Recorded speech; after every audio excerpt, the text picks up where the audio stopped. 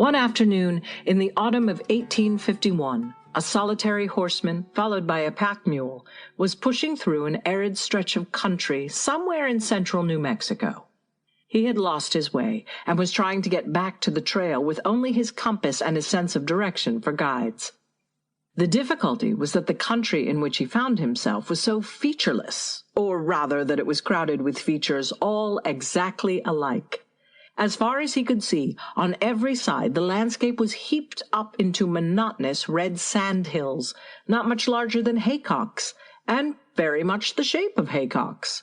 One could not have believed that in the number of square miles a man is able to sweep with the eye there could be so many uniform red hills. He had been riding among them since early morning, and the look of the country had no more changed than if he had stood still. He must have traveled through 30 miles of these conical red hills, winding his way in the narrow cracks between them, and he had begun to think that he would never see anything else. They were so exactly like one another that he seemed to be wandering in some geometrical nightmare. Flattened cones they were, more the shape of Mexican ovens than haycocks. Yes, exactly the shape of Mexican ovens, red as brick dust, and naked of vegetation except for small juniper trees. And the junipers, too, were the shape of Mexican ovens. Every conical hill was spotted with smaller cones of juniper, a uniform yellowish green as the hills were a uniform red. The hills thrust out of the ground so thickly that they seemed to be pushing each other, elbowing each other aside, tipping each other over.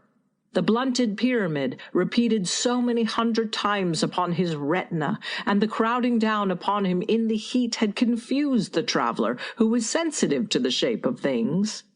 "Mais c'est fantastique," he muttered, closing his eyes to wrest them from the intrusive omnipresence of the triangle. When he opened his eyes again, his glance immediately fell upon one juniper which differed in shape from the others. It was not a thick-growing cone, but a naked, twisted trunk, perhaps 10 feet high, and at the top it parted in 2 lateral flat-lying branches, with a little crest of green in the center, just above the cleavage. Living vegetation could not present more faithfully the form of the cross. The traveler dismounted, drew from his pocket a much-worn book, and baring his head, knelt at the foot of the cruciform tree.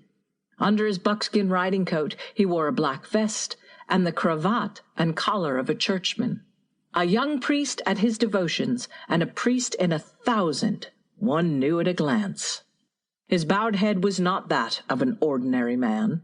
It was built for the seat of a fine intelligence. His brow was open, generous, reflective, his features handsome and somewhat severe. There was a singular elegance about the hands below the fringed cuffs of the buckskin jacket. Everything showed him to be a man of gentle birth, brave, sensitive, courteous. His manners, even when he was alone in the desert, were distinguished. He had a kind of courtesy toward himself, toward his beasts, toward the juniper tree before which he knelt, and the God whom he was addressing.